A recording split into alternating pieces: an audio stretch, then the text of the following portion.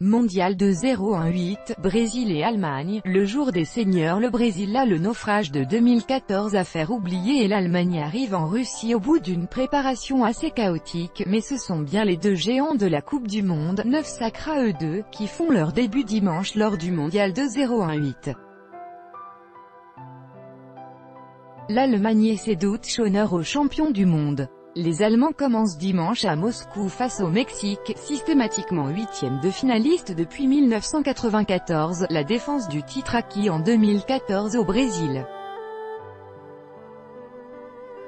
Et ce premier match est escorté de quelques doutes après une montée en puissance contrariée par des problèmes défensifs et quelques interférences politiques. Nous savons qu'il va nous falloir passer la vitesse supérieure, a d'ailleurs reconnu l'imperturbable milieu de terrain Toni Kroos.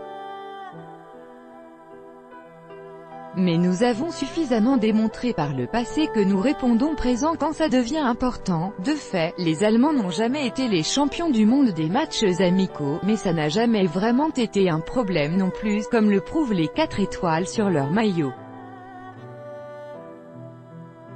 Tout de même, la Mannschaft reste sur 5 matchs nuls et une victoire 2-1 contre l'Arabie Saoudite pulvérisée depuis par la Russie, 5-0, en ouverture du mondial.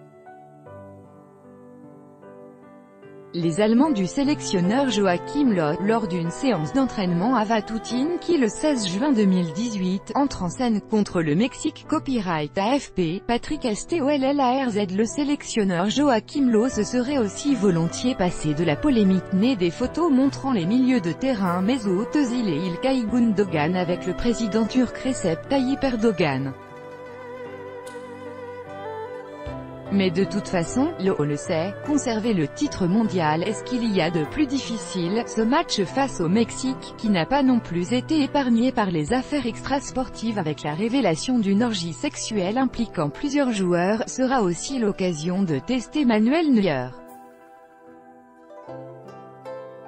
L'immense gardien allemand n'a en effet joué qu'un match amical et demi depuis septembre.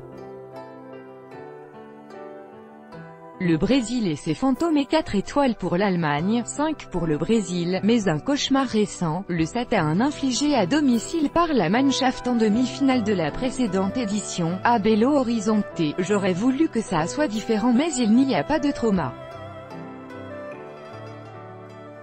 Sinon j'aurais pris ma retraite, a assuré samedi Marcelo, qui portera à Rostov le brassard de capitaine de la Seleção. Le souvenir est tout de même brûlant et les Brésiliens sont en Russie pour un titre qui aurait valeur de rédemption. Leur leader sera évidemment Neymar, absent sur blessure lors du naufrage d'il y a 4 ans et qui revient à peine d'une absence de 4 mois après une fracture à un pied. Il est toujours rapide, il n'a pas perdu cette vitesse mais il n'est pas à 100%.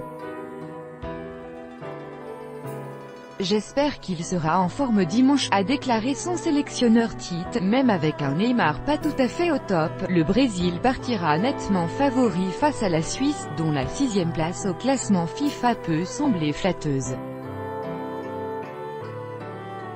Willian, Gabriel Jesus, Coutinho, les options offensives alternatives des Aurivers ont en effet de l'allure.